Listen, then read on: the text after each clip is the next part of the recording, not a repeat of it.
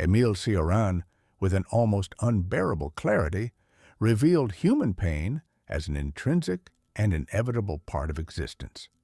For him, suffering was not a temporary obstacle to overcome, but the very structure of life itself. Suffering is the substance of life and the root of personality. Only those who suffer truly exist, he declared. This perspective unveils an essential truth. To be human is to bear the weight of an existence that never comes without cost. Acknowledging this means opening ourselves to the universality of the human condition. Think about the losses that have shaped your worldview, the failures that exposed invisible limits, or the emptiness of a monotonous day stretching like an abyss. Those moments that seem to break us have a cruel yet sublime purpose, reminding us that to be alive is to be vulnerable. Pain does not only consume, it also opens our eyes to the depth of existence.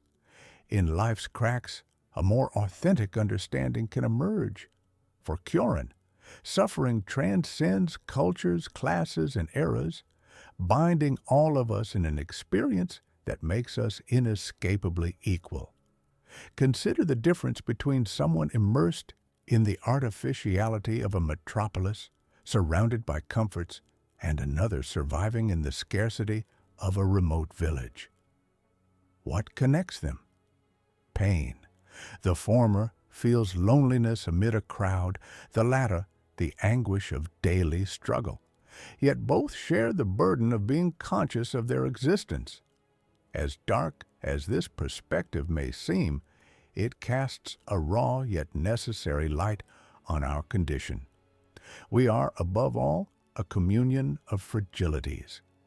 In the experience of suffering, there are no hierarchies or superiorities, only the unspoken recognition that we all carry scars, visible or invisible. Delving into this view challenges the dominant values of our era. We live in an age that idolizes happiness and optimism as if they were the only legitimate goals of life. Cioran, however, invites us to look into the shadows, to explore the neglected face of existence. He condemns the obsession with motivational discourses that treat suffering as something to be eradicated.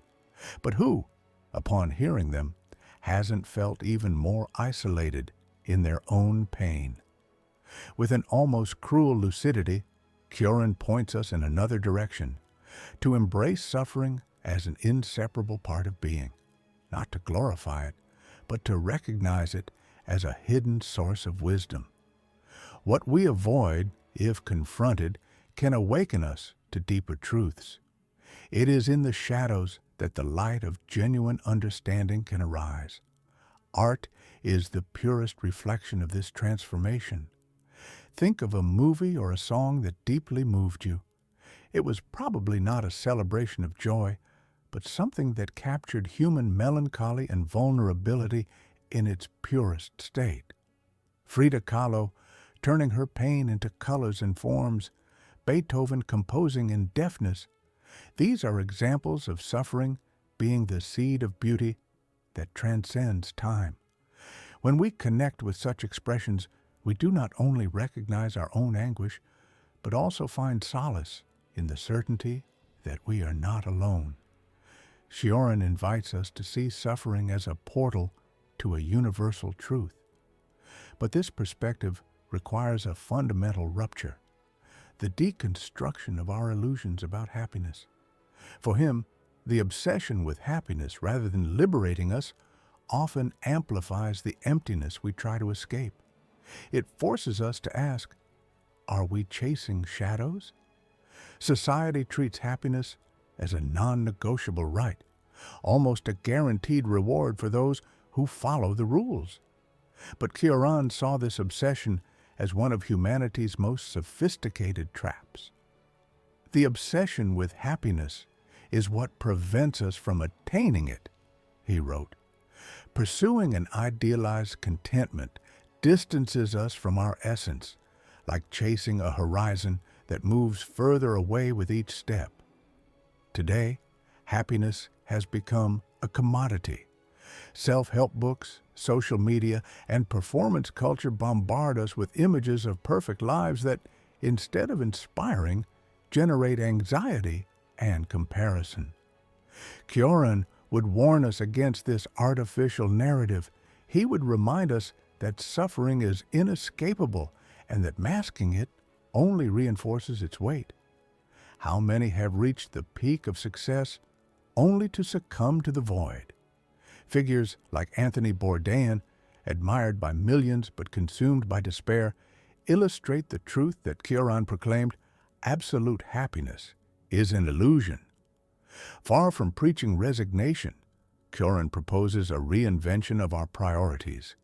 He invites us to abandon the obsession with happiness as life's ultimate goal and instead accept life as it is, imperfect, full of suffering, yet rich with opportunities for understanding.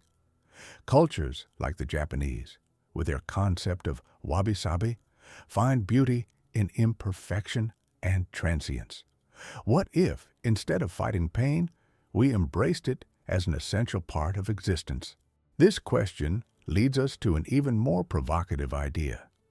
Suffering is not only inevitable, but can be transformed into a source of meaning. For Cioran, accepting anguish does not mean surrendering to it, but embracing it as a path to depth. One cannot bear the weight of existence without loving the suffering, he stated. This paradox holds a vital truth. Fleeing from pain is fleeing from oneself. But facing it allows us to discover who we truly are. Suffering is a mirror reflecting our fragilities and forcing us to explore inner territories that comfort hides from us. Cioran teaches us that by going through pain, we uncover truths about ourselves. Consider someone experiencing heartbreak. The intensity of loss is devastating, yet it also reveals patterns, fears, and desires that shape their identity. Thus, every wound, no matter how bitter, can become an opportunity for self-discovery. Because in the end, it is in vulnerability that we find the most authentic meaning of existence. Accepting anguish is not surrender. It is integrating it into life, not through escape, but through understanding. And therein lies the hidden beauty of suffering. It shapes us. If absolute happiness is a mirage, perhaps fulfillment does not lie in avoiding pain, but in transforming it, turning the wound into a gateway to awareness and growth. This may be Cioran's greatest lesson. Adversity, far from being our enemy, can reveal itself as the most authentic path to the truth of who we are. Embracing this vision requires courage, the courage to face reality without the illusions that distance us from ourselves.